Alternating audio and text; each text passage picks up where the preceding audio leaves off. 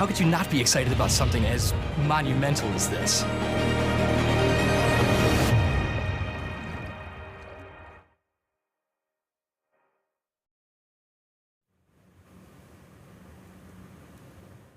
In just a few weeks, NASA's Europa Clipper spacecraft will launch on a journey to a mysterious moon of Jupiter. We're here today to talk about why we're going to this moon, Europa, and the final preparations to get the spacecraft to the launch pad. I'm Jari Cook. Welcome to NASA's Jet Propulsion Laboratory. We're here live to talk about Europa Clipper today. I'm joined by members of the Europa Clipper mission team. Some of them here with me at JPL and some of them coming in remotely. They're here to take your questions about the Europa Clipper mission today. So I'm going to introduce some of our panelists. We're going to start with NASA Planetary Science Division Acting Director, Gina DiBraccio. Hi, everyone. We also have Europa Clipper Project Manager, Jordan Evans. Launch Services Program Senior Mission Manager, Armando Piloto. Propulsion Module Delivery Manager, Stuart Hill. And Deputy Project Scientist, Buratti. For anyone watching who'd like to ask a question, you can use the hashtag AskNASA on social media. Our phone lines are also open to the media, and if you want to ask a question and get in the queue, you can press *1. To start, I'd like to welcome JPL Director Lori Leshin to make some opening remarks. Thanks, Jari. Good morning, everyone, and thank you for joining us. The Europa Clipper team has been working incredibly hard, and our journey of exploration and discovery is about to begin. This is an incredibly impressive mission, and you're going to hear today from the experts who are going to give you an insider view of how we've gotten here and about the science to come. But let me just say, this is an incredibly impressive mission and team. As you heard in the video, it is the largest interplanetary spacecraft ever built by NASA, and one of the biggest things we've ever assembled here in our clean room at JPL. It's been an extraordinary journey just to get to this point. And really, the excitement is just beginning because the science lies ahead. And we have 10 science investigations that are designed to examine Europa, this incredible icy ocean moon, from every different perspective and to give us great insights into whether this could be a habitable world. I want to just take a moment to congratulate our incredible team. Over 4,000 people have worked on Europa Clipper since its inception, since it was sort of formally approved about a decade ago. And those include our team, of course, here at JPL, our incredible partners at the Johns Hopkins Applied Physics Laboratory, incredibly grateful for that partnership, as well as our colleagues across NASA, at Goddard, at Kennedy, at Marshall, at headquarters, all of the folks that have supported us to get to where we sit today, just a few weeks from launch, a few weeks from the opening of Europa Clipper's launch period. We're incredibly grateful for that partnership, for that collaboration. We're incredibly proud of the work that this team has done. And just know, they won't tout their own horn, so I will. They have been working literally round the clock in some cases to make sure Europa Clipper is just right and ready for launch. And I'm excited for you to hear the progress there. As I close, I will say I often talk about these missions as modern cathedrals. They are generational quests. We scientists have been dreaming about a mission like Europa Clipper for more than 20 years. We've been working to build it for 10 years. It's going to be another 10 years because Jupiter's so far away until we have all the science in the bag. And so it really is a very long-term investment and quest. And I'm really proud that as humanity that we choose to undertake these difficult and long-term goals, things like exploring the unknown out at Jupiter. So go Europa Clipper, and back to you, Jari. Okay, thank you, Dr. Leshin. Okay, I'm going to hand it over to Dr. DiBraccio. All right. So it's great to be here today talking about the Clipper mission. And let me just start off by saying that NASA is so excited to be one step closer to answering fundamental questions about the solar system and beyond with Europa Clipper. Now, Clipper and this mission is really a crucial part of NASA's planetary program. Within our solar system, we have the opportunity to really explore a diverse set of planets and planetary bodies. So as an ocean world, Europa is very intriguing. And this mission is going to help us to understand a complex piece of our solar system. Now, looking at NASA's planetary fleet chart that you see here on the screen, this demonstrates the diversity of our program. You can look across the missions that we have that are currently in development and operating in space right now.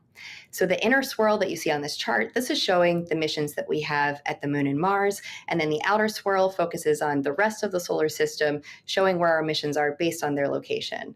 And these missions, they vary in scope. So we have our small focused investigations, but then we also have our large strategic missions, and these are the ones that are of national importance.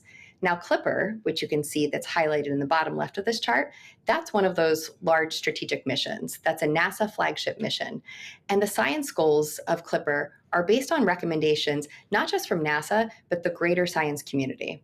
So Clipper and the science that it's going to achieve, this has been a decadal priority. It's been a priority across the decades, but also for decades to come, just as Laurie was saying. So one of the reasons that Clipper is such a high priority is because we have the opportunity to go to a new place that we've never explored before in depth.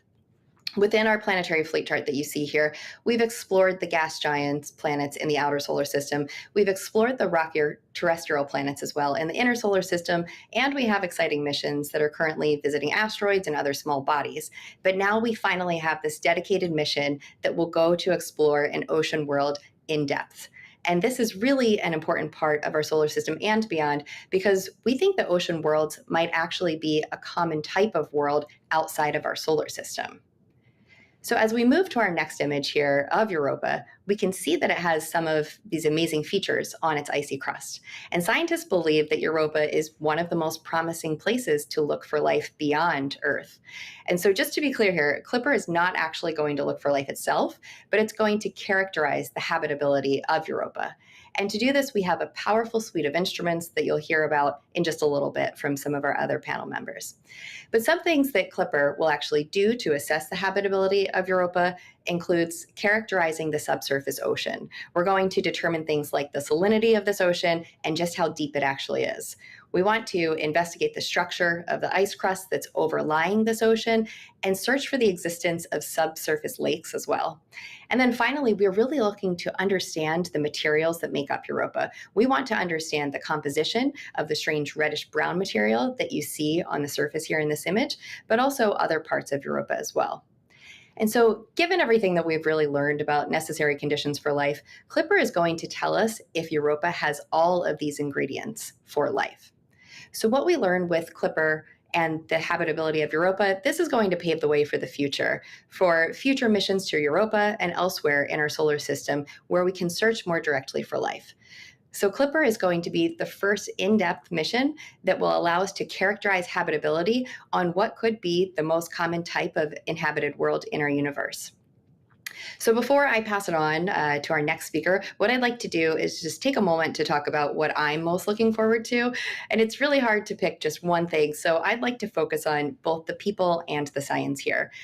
As Laurie was saying, our team has been working so hard, not only over the past many, many years, but especially over these last few months. I've been watching them really push to get to the finish line here with launch. And so I'm really looking forward to experiencing the launch with everybody in just some short time here. But also as a scientist, I'm really looking forward to the data. I can't wait to see these high resolution images once we make it to Europa to really see what the surface is like. And as somebody with magnetometer experience, I'm really excited to look at the magnetic field data to understand how we're characterizing that subsurface ocean of Europa. So with that, I'm going to turn it over to Jordan Evans, who is the Europa Clipper project manager. Thank you very much, Dr. DiBraccio. I'm excited to say that we are headed to the launch pad and ready to fly Europa Clipper's mission at Jupiter. I'd like to start with a little bit of current status. The Europa Clipper project has gotten the green light from headquarters to prepare for the launch pad. We've recently completed all of the closeouts that we had planned prior to the start of fueling. If you could please bring up my first photo showing the latest spacecraft configuration. This was taken last week, just prior to moving the propellant loading scaffold over there on the right into place and connecting the lines to start fueling Europa Clipper's internal fuel tanks. We're on track for our launch period that, as was mentioned, opens October 10th.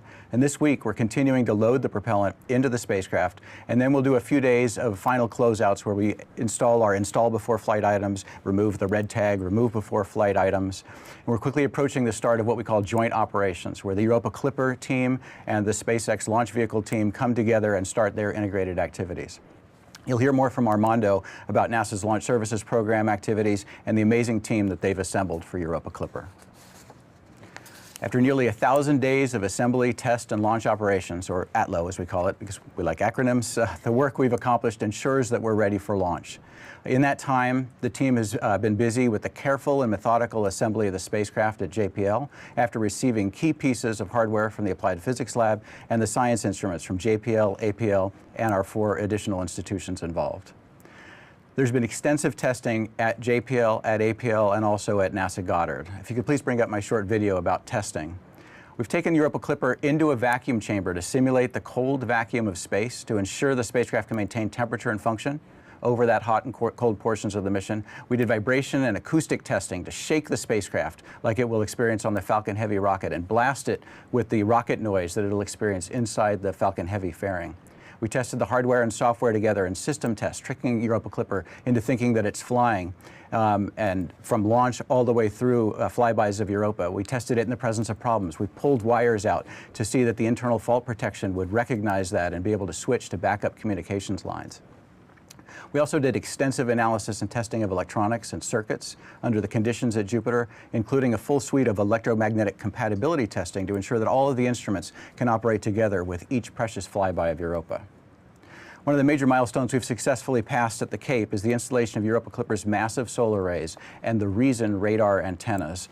You see on the model here on the side, there's 3 Reason antennas, radar antennas connected to the solar arrays. They came together for the first time at the Cape. And they were tested not only with each other, but also with the Reason electronics that are inside a radiation vault just below our very large high-gain antenna. While launch may seem like the beginning of the mission to many, the Europa Clipper team has been solving some very tough engineering challenges to get to this point. Doing the first in-depth study of a moon, Europa, is extremely difficult. If you can please bring up the trajectory video. One big challenge is just getting to Jupiter, and we do that with what we call a mega trajectory, a Mars-Earth gravity assist. We steal a little bit of angular momentum from Mars and Earth, and then even with that, it still takes 5.5 years to get to Jupiter. And then during that time, we travel a distance of 1.8 billion miles.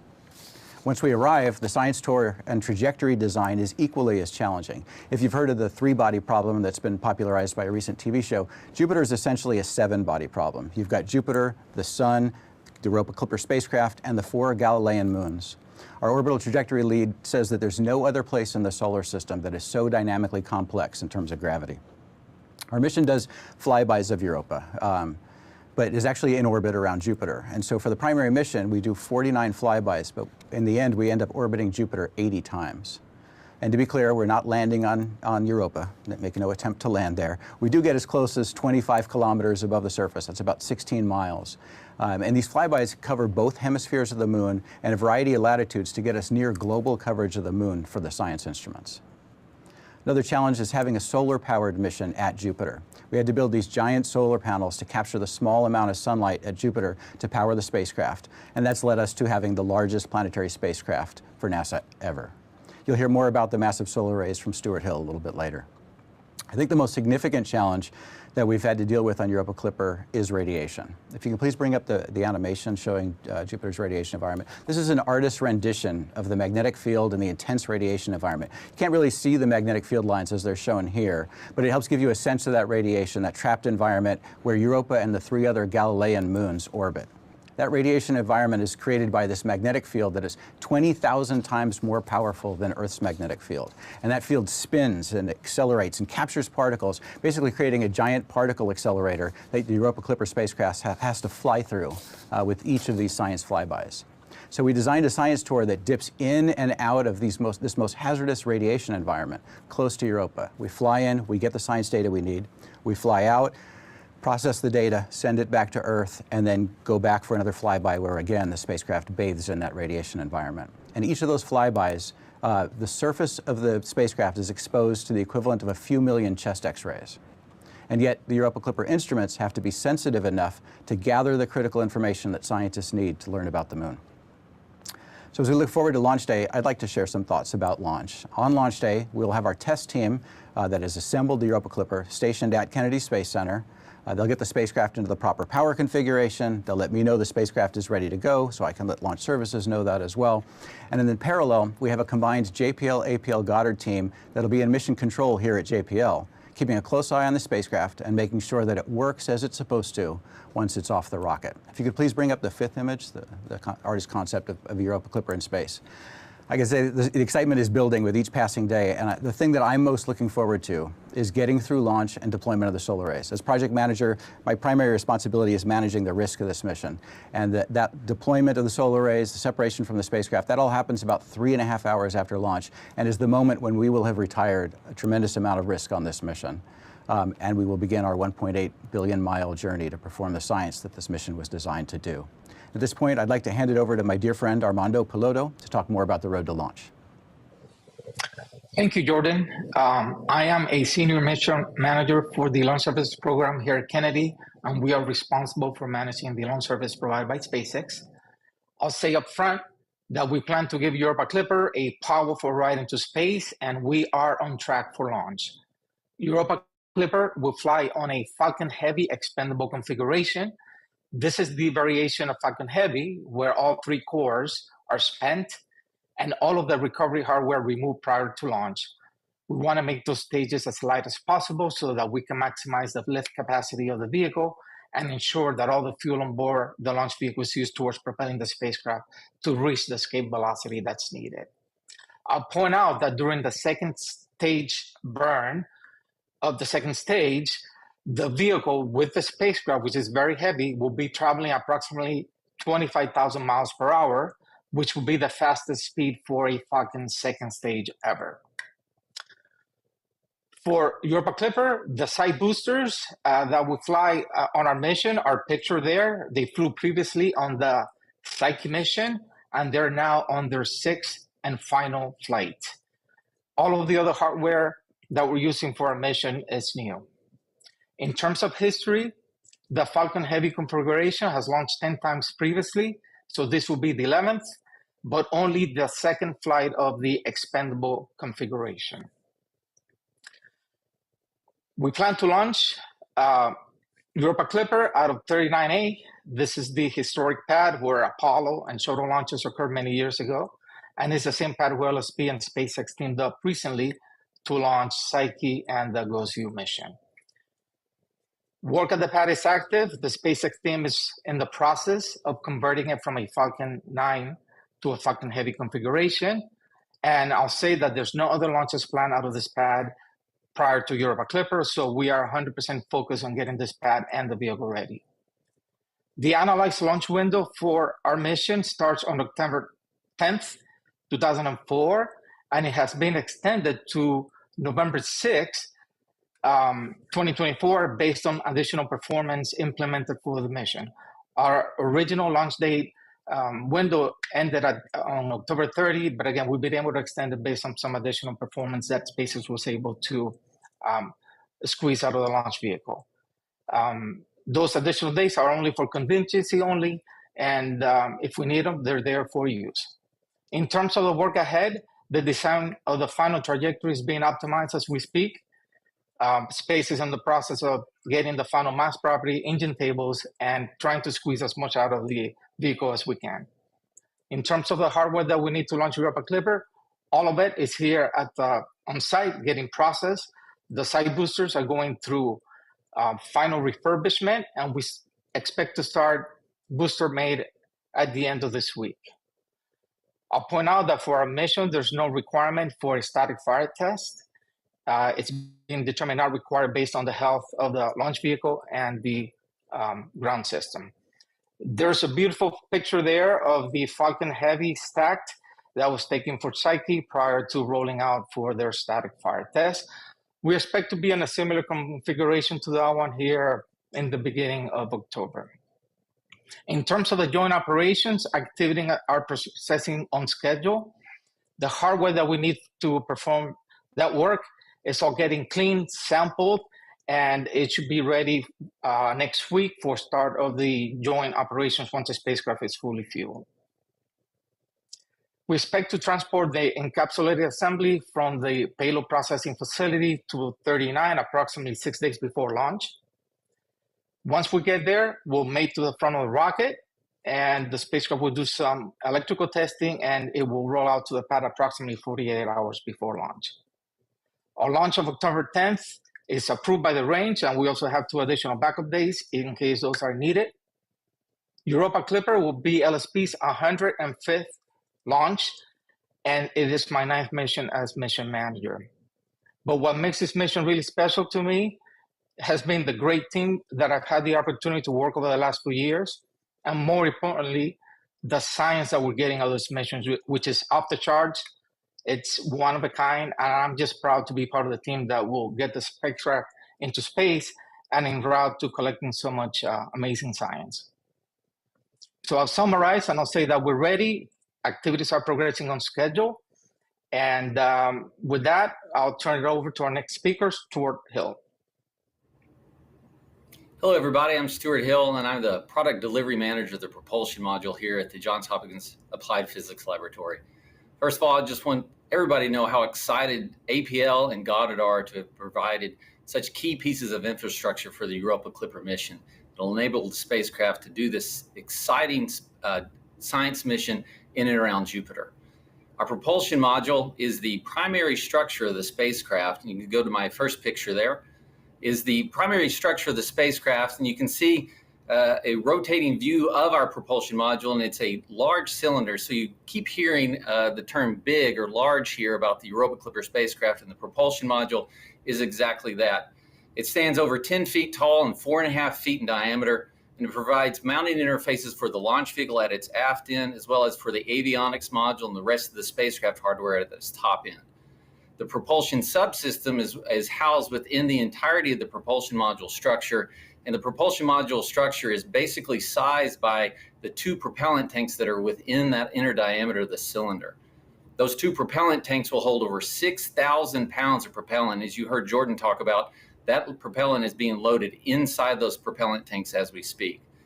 The propulsion system also consists of 24 engines that will be used for propulsive maneuvers in and around Jupiter during our cruise to Jupiter, and then once we release from the launch vehicle. Our biggest maneuver is a 6 to 8 hour Jupiter orbit insertion maneuver called JOI for short. During that maneuver, it will be 6 to 8 hours where we will expend 50 to 60% of that 6,000 pounds of propellant. It's hard to believe that this spacecraft is built to carry all that propellant, and it will carry it for 5 years, and then within 6 to 8 hours, it will expel 50% of that propellant in that maneuver. In addition to the propulsion subsystem, the propulsion module is also delivering the solar arrays. If you can go to the next video there, our solar arrays in this video you can see in a time-lapse video are being deployed from the actual Europa Clipper spacecraft down at Kennedy Space Center just a couple weeks ago. Again, these solar arrays are massive, and you can see that large structure around those solar arrays, which are used to offload those arrays because they're so large they cannot support their own weight in Earth's gravity field. That gantry allows the solar arrays to deploy safely and to mimic the deployment that they'll do right after launch vehicle separation. These solar arrays are enormous. You keep hearing large solar arrays here. They are over 45 feet in length, 15 feet in height, and will be used throughout the mission to bring electrical power to the spacecraft subsystems and instruments as we go through our mission and collect the data. In our next picture, if you can go to the next one, we're providing also our RF module or telecom subsystem. Our telecom subsystem is primarily also accommodated on the propulsion module. The telecom subsystem consists of radios, amplifiers, coax cables, waveguide, and switches. There are many antennas spread all over the spacecraft, mostly mounted onto the propulsion module. But the big antenna, the big 10-foot antenna that you see here being installed at Kennedy Space Center, is the high gain antenna, which is a dual band antenna that allows us to get all that exciting science data down to the ground after we get it from the Jupiter system. So when we do our science measurements, we'll be pointed the spacecraft towards the Europa to the moon of Europa, and then once we get out of way from this the moon, we'll be able to turn the spacecraft back towards Earth and use that high gain antenna and get all the data down. So all this infrastructure that we've provided here at APL will be has been tested at Goddard, it's been tested at APL, been tested at JPL, and it's been tested at KSC, and it's ready, or it's nearing being ready for launch. And so for me, what I'm most excited about this mission is, having been on this program for 10 years, we've seen it go from conception to reality. And, you know, with children who have grown up in those 10 years, my oldest has almost completed all of his schooling. His father's always worked on Clipper, and my youngest was born a couple months before I started this program. They've only known Clipper, but they've known Clipper in an abstract form. That Dad works on that, but with this launch will make it real. And it's so exciting to be a part of that. And if you fast forward and think about what this spacecraft is going to see and what it's going to send back to us, it's going to be generational. And it's so exciting just to be a part of that and to show everybody what we've been working on for all these years. So with that, I'd like to send it over to our Deputy Project Scientist, Bonnie Buratti. Bonnie? Thanks so much, Stuart. We're pretty certain there's very strong evidence that the ingredients for life exist on Europa, but we have to go there to find out, to make sure that it's really there. Let's look at the first image. Okay, this is a picture of Europa that was obtained by the Galileo spacecraft, and we see there are bright icy plains, intriguing cracks, and many interesting features, but perhaps the most important thing is that there are very few craters, signaling that there's some type of either active geology or recent geology. We do know quite a bit about Europa from previous missions. The first close-ups we got from Voyager 1 and 2, which went by in 1979. And the Galileo spacecraft, not the man, Galileo discovered Europa in 1610. The spacecraft Galileo made 12 flybys, close flybys of Europa. And perhaps the most important finding was that there is almost certainly a global ocean. So let's look at the next image. This is a close-up from the Galileo spacecraft. And here you can see this is in the region known as the chaos terrain. There are very few craters, just a few. There are these intriguing cracks and these unusual features that may give evidence for interactions with the global ocean down below. So the three things we need for life, for a habitable environment. Now, just to emphasize, we're not a life detection mission. We're just looking for the conditions for life. Is water, some type of chemicals, specifically organic compounds that can serve as food for any primitive organisms, and then finally, energy.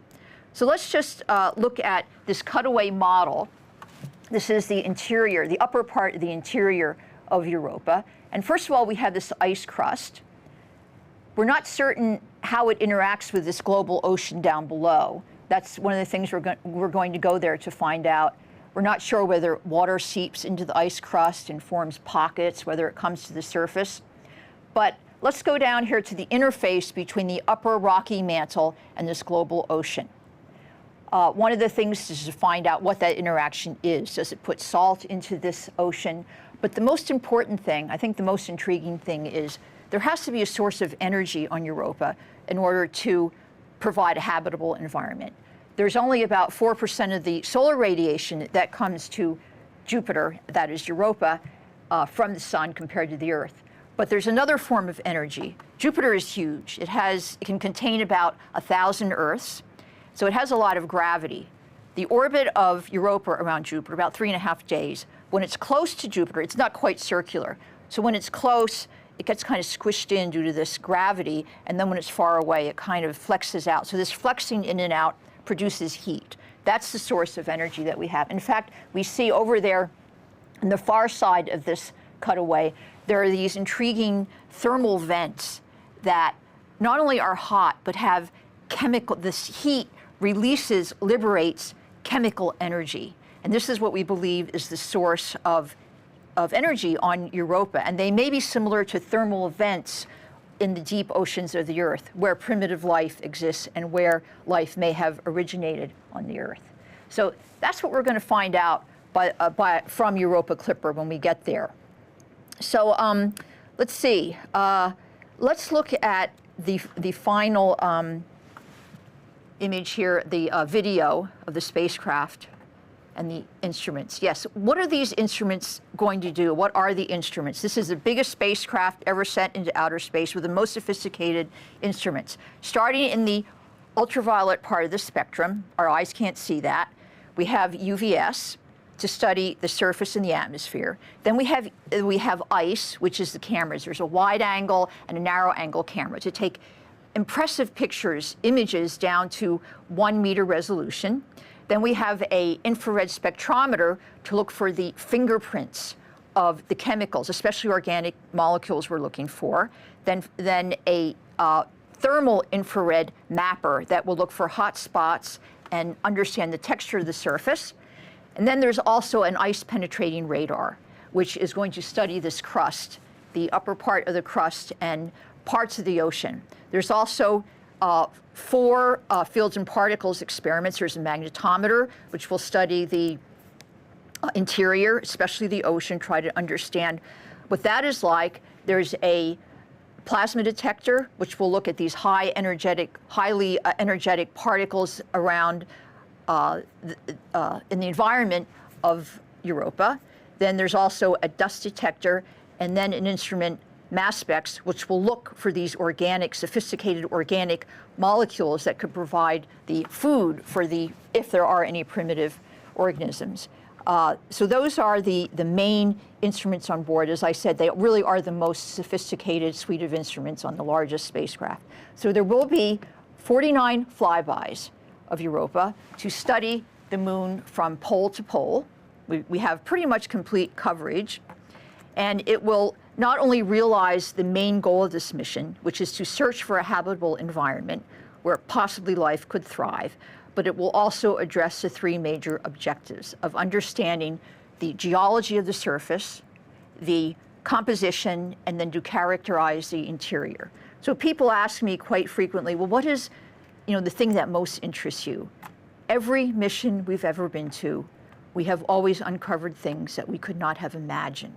That is the thing that really most interests me. There's going to be something there, the unknown, that is going to be so wonderful that we can't conceive of it right now. That's the thing that excites me most.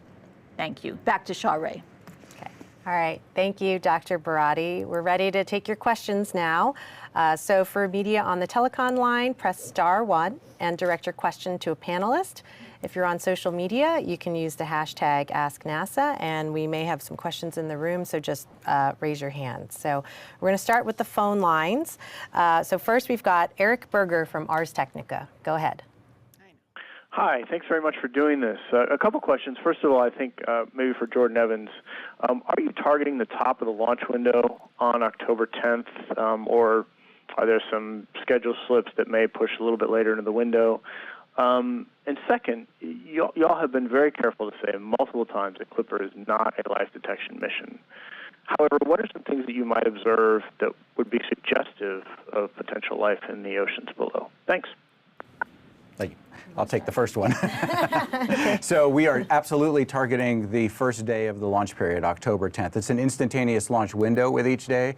As Armando mentioned, the range is set for the 10th through the 12th, but we are on track for the opening of the launch period on October 10th.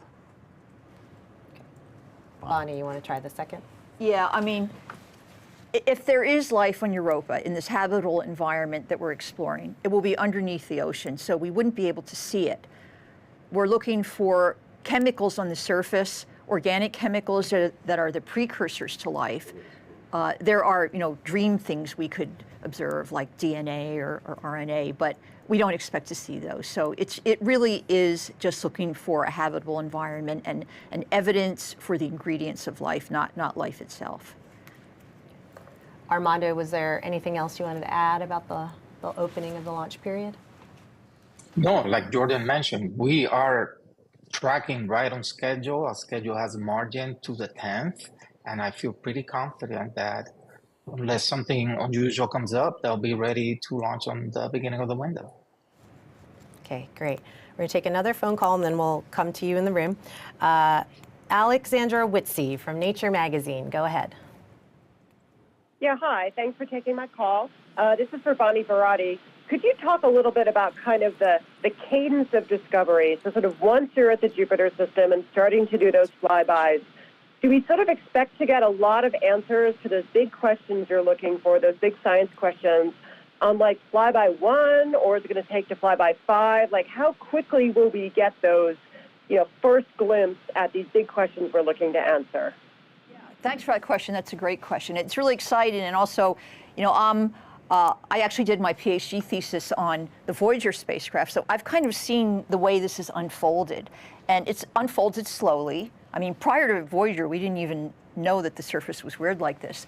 So there's going to be immediate fast things. We'll be able to tell right away, to confirm the discovery of Galileo, whether or not there is a global ocean there. Just by the way the spacecraft goes by, if it sloshes, the spacecraft orbit is going to be different than if it's a totally solid body. So we will know that right away. The second thing that will hit us, is the surface.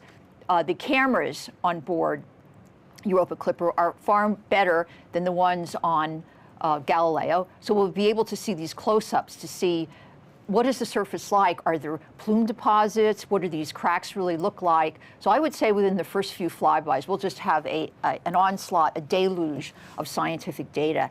And then the stuff that comes later will be more looking at the details of, how deep is the ocean, how thick is the ice crust, what are the interactions between the ocean and the crust. So a big deluge, and then adding on to that, I think will be the cadence. Okay, we're going to come to the room and go ahead and introduce yourself. I'm Emily Lakdawala for Sky and Telescope. I have a lot of questions, but I'll confine myself to 2.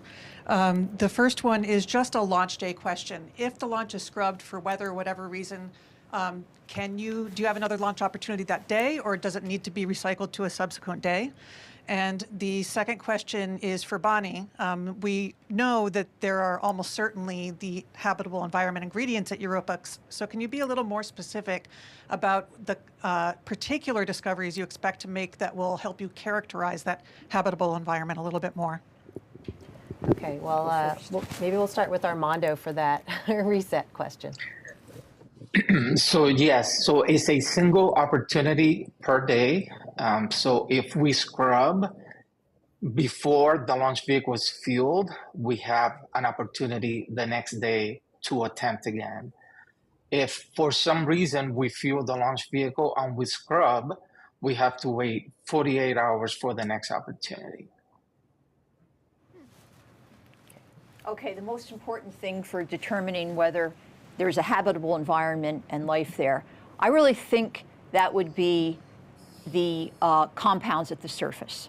The ocean is still going to be, since it's so far below the surface, it's still going to be somewhat vague, but we can see the surface with my spacecraft, the infrared spectrometer for Europa.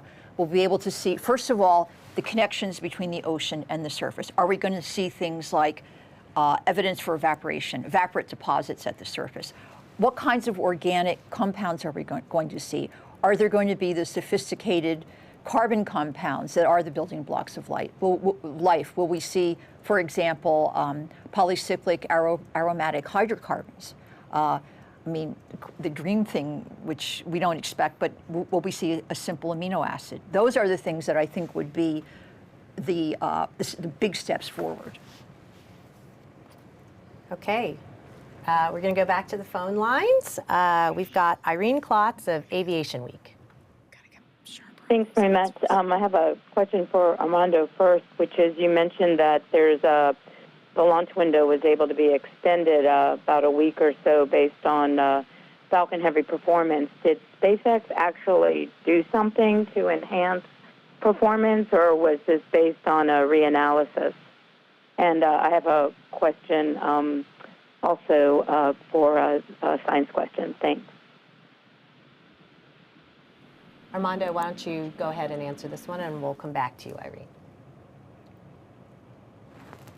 Oh, okay. Well, let's take the science question first, actually. Irene, why don't you come back and ask? I'm sorry, we're having a little technical difficulty here. DiBraccio, in your opening comments, you said that this was the first in-depth mission to characterize habitability. And I don't mean to pick apart your comment, but that's kind of the mantra of the first Mars rover Curiosity mission. So I'm wondering if you might be able to take a stab at how you look at this Europa Clipper mission compared to the extensive life habitability questions that had been addressed in the Mars program. Thanks. Absolutely. So our Mars program is very robust, as you know, and we have been searching for habitability and life for quite some time now. With Mars, it is easier to explore for the sense that it's closer to Earth. We have ground-based observations, and there's a lot of ways to do it. And I will turn this over to Lori in just a second so she can talk a little more about the Curiosity rover and the science that it's doing. But from this perspective, Europa is so far away, and all of the other bodies are in terms of habitability, that this is the first time that we really have a mission that's specifically dedicated to looking for habitability. Some of the science goals of Curiosity really are dedicated to that, but that's not the only goal of the mission as it is with Clipper. Lori, would you like to add to that? Sure. Thanks, Gina. I think it's actually a great question. I like to talk about the fact that we're kind of in a space race with ourselves when it comes to thinking about looking for life, right? We're thinking about habitable environments on Mars. We're thinking about them on Europa. We're thinking about them on extrasolar planets, where we're also trying to get to the point where we're analyzing the photons directly from those extrasolar planets so that we can ask questions about their habitability. To me, this is an exciting foundational underpinning of NASA's space science program right now. So much of it is about life in the universe. On Mars, we're looking for ancient life because we know the environment there was much more habitable, more liquid water around very early in Mars history. And of course, it actually preserves the time in planetary evolution, the first billion years of planetary evolution, which is very hard to explore even here on Earth. We've got that on Mars. Europa, the excitement is about a current habitable environment, right? A current ocean. There is an ocean there today. So it's different, but very complementary, and about this foundational question of, are we alone in the universe? All right, thank you, Dr. Leshin. Armando, do you want to take a stab at that question about how the launch period got extended? Oh, sure. So the launch period got extended based on a combination of factors. Basically, SpaceX was able to get more performance out of their launch vehicle based on some hardware modifications that enable the launch vehicle to utilize all the fuel in the boosters. I can't get into the specifics because of proprietary nature. The other factor is this is SpaceX's 11th flight of the Falcon Heavy configuration. They've flown it a few times already, so they come up with a strategy to optimize the throttling of the launch vehicle to get the most performance out of it. And the final thing is typically we need ground assets to get telemetry from the launch vehicle. And those ground assets are typically not in the most ideal locations. We have to tweak the trajectory to ensure that you're over a ground asset before you do your burns. And for this mission, we're relying on TDRS for the launch vehicle telemetry, and that gave us a lot of additional performance as well. So it's a combination of factors that allowed us to extend it from the 30 to November 6th. Okay, thank you, Armando. We've got another call on the phone lines. Marcia Dunn from the AP. Oh, yes. Hi, Marcia Dunn, Associated Press, with a few questions. What is scientists' best guess on how deep this ocean might be, and if there is or was life? Do scientists believe it's microscopic? Could it be bigger, minnow-sized? Just trying to get a handle on what kind of thoughts are going into the life question. And lastly, what happens to Clipper at mission's end? Thank you. Okay. Yeah, the first question is, we don't know exactly how deep it is. That's one of the things we're going there to find out. Probably from the top around 60 to 80 miles. And the type of life there, we expect, again, Europa Clipper is not a life detection mission, but using an analogy to Earth, which may be dangerous, the types of life that originated in these deep oceanic vents were primitive. They're primitive bacteria, even bacteria that don't need oxygen in their metabolism. So we would expect there to be, if there's anything there, it would probably be primitive. But again, we don't know. We will not know from this mission because we can't see that deep. Yeah. So end of mission disposal is planned at Ganymede. So once we are finished with the science mission and NASA has determined that we need to properly dispose of the vehicle so that we don't run the risk of impacting Europa at some future date, we do a series of burns that impact Ganymede directly. And that's our chosen disposal target and approved by the Planetary Protection Officer of NASA. Great. Okay, we're going to take another call from the phone lines. Bill Harwood from CBS News. Hey, thanks very much. I think this is for Buratti. If the crust is 60 to 80 miles thick, something like that, will the flybys alone pin that down and help you nail down how thick the crust is, or are other instruments going to help you do that? And how does the radar play into this? I mean, how deep can it penetrate theoretically? And finally, I'm sorry to ask three questions, but finally, as you fly by and this thing's sloshing around and you're measuring changes in your trajectory to figure the ocean scenario out, I mean, what are we talking about in terms of how much this changes the trajectory? I mean, I think the average person would be stunned that you can do that. And I'm just trying to figure out a way to kind of explain the subtleties involved in how you come up with, the nature of that ocean based on the changes to the trajectory. Thanks. Yeah, okay, thanks so much. Great question. So first of all, the crust itself is only, we're going there to find out, but it's more like 10, 15, 20 miles thick. The ocean is as you could see from the cutaway, is actually much deeper. The ice-penetrating radar, which is similar to ones we've used on the Earth and also on Mars. There are two instruments in orbit around Mars now. It has two frequencies, and it is going to send these long wavelength electromagnetic waves through the surface. That's the trick. It can see through the surface, and we hope that it can see down to the interface between the crust and the ocean. It's TBD, it depends on how deep it is, but we hope that it can see down that deep. But it definitely can probe whether or not there are any little ponds or lake-type features within the crust. That's not so deep, so it will be able to see that. Let's see, oh yeah, the sloshing. Okay, so our instrument, we have a navigation team here that can really track the position of the spacecraft within meters and in some cases within centimeters. So the pull of the ocean on that spacecraft really varies according to how thick it is, how dense it is, what the composition is, and the navigation team will be able to track all those changes and understand the nature of the ocean. And the instruments that will be doing that, first of all, there's a magnetometer. The characteristics of the ocean are also told in its magnetic field. So this induced magnetic field that Europa has, the magnetometer will be tracking that, and the gravity experiment on board the space. There's kind of an additional experiment, which I think I neglected to mention. There's a gravity experiment that just uses the antennas to track the position of the spacecraft, and that does depend on the depth and the nature of the ocean. And again, the gravity experiment tracks it to within meters and in some cases centimeters. So we will be able to tell a lot about the ocean from both the gravity experiment and the magnetometer. Did we get all your questions, Bill? Yeah, that's fine. Thank you very much. All right, great. All right, we're going to go to social media. We have, this is a question for Stuart.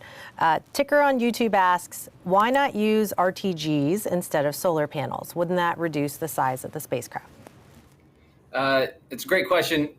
Yes, it would, but the policy of the United States government is to fly solar if you're able to fly solar. So originally, the spacecraft back in 2014 did incorporate RTGs. We made the decision at the turn of 2014 and 2015 to translate to solar arrays. It's been interesting to watch how those solar arrays have grown over time. The original concept of those arrays had 3 panels. You'll notice ours now have 5. But that is how we got to solar arrays, and I think we've made a great decision. Great. Okay, I got a question for Dr. DiBraccio. Safir Jamil on YouTube asks, how is the collaboration with ESA's JUICE mission for joint observations coming along? Oh, that's great. So JUICE is currently on its way to Jupiter to explore the icy moons there as well. And with NASA, we do have some contributions. We've actually contributed to a few instruments on JUICE. Right now, the science teams are collaborating and planning for further collaborations once both of the spacecraft are in orbit at Jupiter. And so we look forward to the exciting results that will come out of both of these missions as they're at Jupiter at the same time. Great, thanks. Okay, we're going to come back to the room. Go ahead. Hi, Emily Laktawala again. For Bonnie, I'm wondering, Voyager had 2 flybys, Galileo just had a few. This mission will have 49. Will the longevity of the mission enable you to do some of the things that you can have done with long missions on Mars, things like change detection or opportunistic observations of other moons? Will you be able to do those kinds of things planned in the primary mission? And then I have a question for Gina, which is that you've mentioned that we have explored the gas giants and now we're returning to one of the moons. We haven't really explored the ice giants, and I'm wondering if NASA is pushing forward on a Uranus or Neptune mission in the future. Okay, start with Bonnie. Okay, yeah, all of the above, all the things you mentioned. I mean, we will be able to look for change. Another thing we'll be able to look for is active geology, not just on the surface, but if there are any plumes there, for example. There are some putative observations of plumes from the Earth, so we'll be looking for that. And okay, in terms of exploring other objects, we are going to be going by Ganymede and Callisto. There are no plans right now, basically for budgetary reasons, to observe these moons, but if any past missions are the guide, we'll probably be doing something when we're there, maybe for free, but we'll look, yeah. Dr. DiBraccio, you want to address the other ones? Sure. Yeah, so to answer the second question there, first let me say, even though we have explored the gas giants and the terrestrial planets, there are still many outstanding questions about all of the planets that we would love to answer. Now, in terms of the ice giants, the only in situ data that we have so far are from the Voyager flybys that took place in the late 80s. And so in our recent decadal survey, the Origins, Worlds, and Life that came out, that sets really the community recommendations of planetary science over the next decade, a Uranus orbiter probe mission was listed as one of those high priority missions for the future. Now, that's something that we are definitely excited about at NASA and something that I know the community is really pushing forward to. There's been a lot of community workshops and it is on our radar. But right now, our first priority is to get Clipper off the launch pad and to Europa.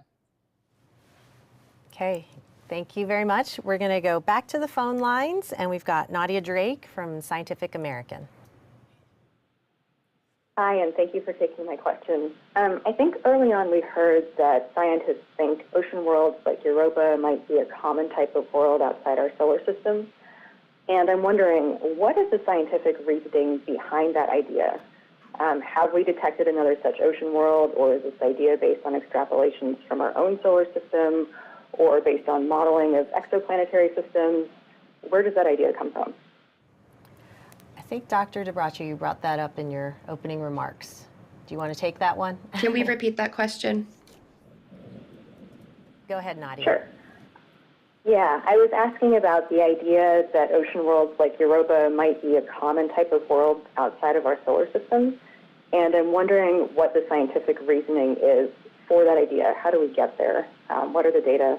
Can you walk me through it? So I actually am not the expert on that, and I'm curious if Bonnie has anything to add to it. Yeah, I think it's basically exoplanets. The ocean worlds tend to be much more prominent in the, and also ice giants tend to be much more prominent in the exoplanets. And it's basically looking at their mass and their density, which you can get from, basic astronomical observations and using the models that we have on Earth and extrapolating to what the interiors look like. And it turns out that a lot of these bodies are ocean worlds or ice giants, which is in our own solar system is Uranus and Neptune. Okay, thank you, Bonnie. Next question is from Jim Siegel of Florida Media Now. Hi, everybody, and thank you for taking my question. This is certainly an exciting mission, and I don't mean to be flippant about this, but suppose you do find strong indications of conditions that would support life. So what? I mean, what's the next step? Is there a next step? Thank you. Gina, that's you. Yes. Dr. DiBraccio. Well, let's discuss the priorities, right? So right now we're searching for whether Europa is habitable or not. Depending on what we see, we might choose to send a mission to go back to actually determine if life currently exists. Now, as I mentioned, with the way that our priorities are set, many of these big missions are really based on the survey, the decadal survey recommendations, and what the community recommendations are. So once we get the results from Clipper, we turn it to the community to see if we feel like that would be a priority for the next steps. So, we really look for input to the greater science community to see, so what, do we care? Do we want more of that data to really answer the next questions? Okay, thank you. We're going to go back to social media. This will be a question for Jordan. DP Patel on Instagram asks, how will you protect the moon from possible microbes on the spacecraft? That's a great question. So planetary protection is the discipline that we have that looks at trying to ensure that we are protecting the moon, our scientific target, from bringing microbes with us. And so all of the hardware goes through an extensive program of decontamination, we'll call it, things like dry heat microbial reduction and cleaning with hydrogen peroxide vapors to try to get us to a level of cleanliness that ensures that we are statistically protecting the moon from any microbes that might have been present on board the spacecraft. So there's a lab set up at Kennedy Space Center where we're regularly taking samples of the spacecraft and trying to grow spores and see that we are maintaining that cleanliness that we had early on in the development of the hardware. Great, thank you. This is, I think, maybe a question for Bonnie. Cello Fingers on YouTube asks, is Clipper more advanced than Cassini in its camera and spectral equipment? Yes, it is. The spectrometer is more highly resolved. It's more flexible. It has a scanning mirror. It can look over larger areas. Resolution's better.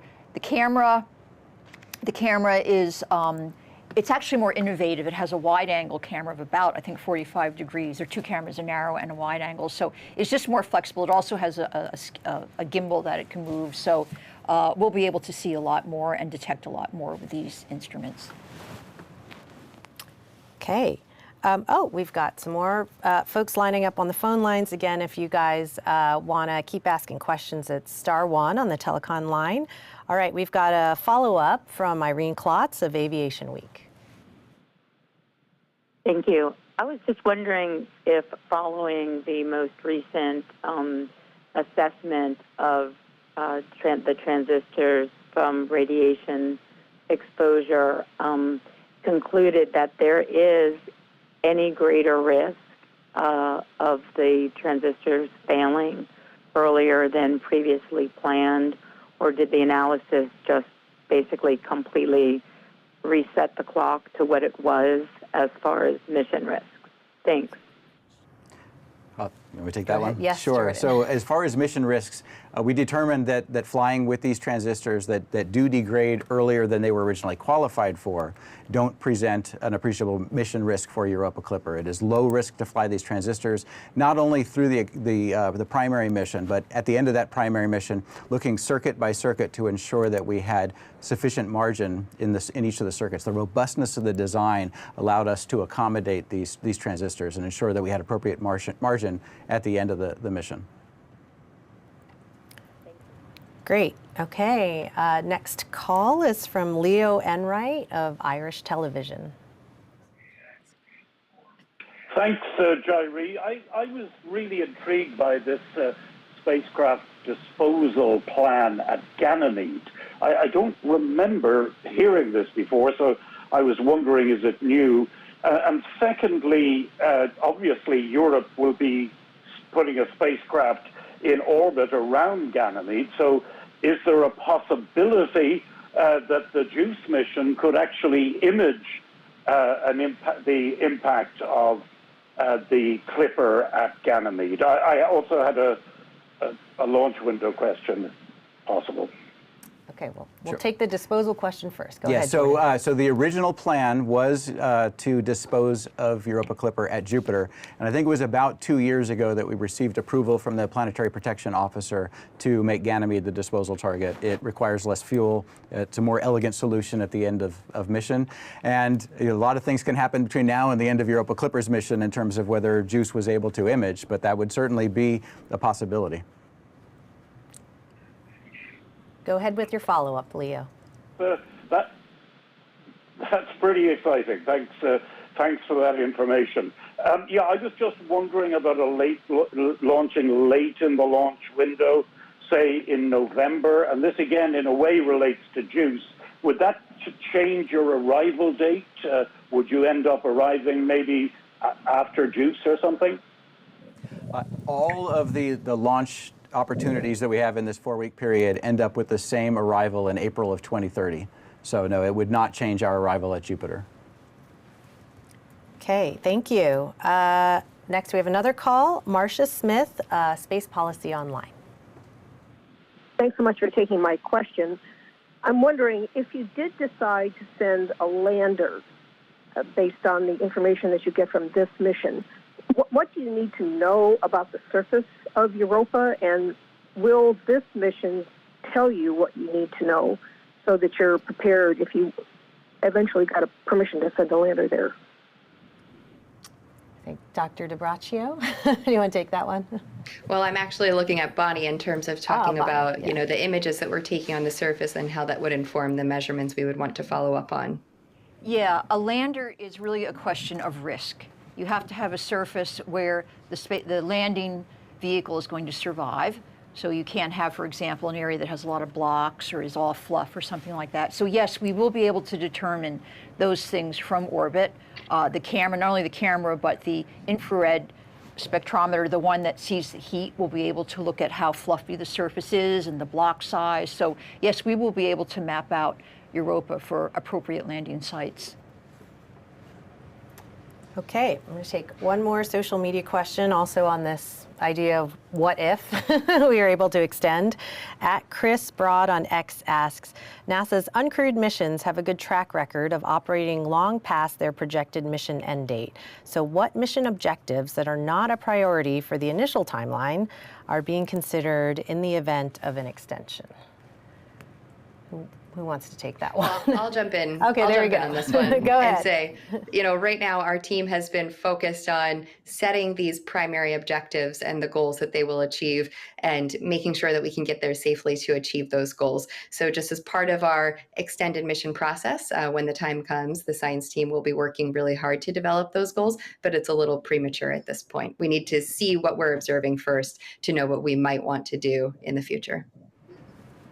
Okay, all right. Thank you, Dr. DiBraccio. For media who want to get a deeper dive, we do have our press kit now available. It's go.nasa.gov/Europa Clipper press kit. We also have a number of ways for you to keep up with the Europa Clipper mission. If you want to look on the web, we've got go.nasa.gov/Europa Clipper. We also have a number of social media accounts. You can follow Europa Clipper on X and Facebook, and NASA JPL, NASA Solar System, and NASA on Instagram. There are also a number of ways that you at home can participate in the Europa Clipper mission. Visit go.nasa.gov/Europa Clipper participate. There's some kids art challenges, virtual guest events, and more. We do also have some additional live events coming up in the weeks leading to launch. If you go to the NASA YouTube channel, you can set a reminder for our live launch commentary show. And if you want to see the variety of platforms where we're going to have our live events and a schedule of when those events are, you can go to our Watch Online page. All right, we are also going to drop these links in the chats because I know that we have a lot of them here. So thank you very much for joining us, and go Europa Clipper.